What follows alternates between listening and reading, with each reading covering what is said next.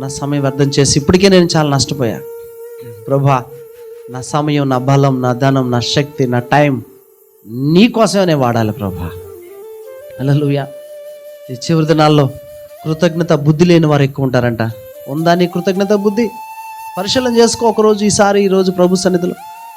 కృతజ్ఞత బుద్ధి ఉంటే ప్రభుని విడిచి మనం బ్రతకలేం. హల్లెలూయా. ఆ కృతజ్ఞతతోనే నీ హృదయం నిండిపోతాయి. ప్రార్థన నీలో నుంచి పొంగి పొర్లుతుంది, వాక్య దాహం పొంగుతుంది, దేవునికి అంటుకట్టుబడి ఉంటాం. ఈరోజు నీ సంవత్సరంలో ఎంత టైం వేస్ట్ చేసాం? ప్రభు నన్ను క్షమించు, నా సమయం నేను ఎక్కడ వేస్ట్గా పోగొట్టుకో.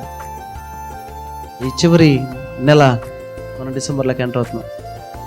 ఈ నెల ముగిసే లోపే దేవుని కోసం ఘనమైన కార్యాలు చేద్దాము గాక, నిర్విరామంగా ప్రభు కొరకు పని చేయదము గాక, ప్రభు రాజ్యం కోసం కష్టపడదాము గాక. మన వంతు మనం ప్రభు సన్నిధిలో ఏం చేయగలమో అది చేయడానికి ప్రభు సహాయం చేయను గాక. మనం ఆశపడితే దేవుడు సహాయం చేస్తాడు. ప్రభువా, నన్ను నీ కోసం వాడుకో, నీ పాత్రగా నన్ను వాడుకో, నీకు ఇష్టమైన బిడ్డగా నేను ఉంచు, నీ మహిమగా నన్ను వాడుకో ప్రభా అని ప్రార్థన చేద్దాం. అటువంటి కృతజ్ఞాభివృద్ధి అడుగుదామా ప్రభు సన్నిధిలో? తల్ల వంచండి, అందరూ ప్రార్థన చేద్దాం.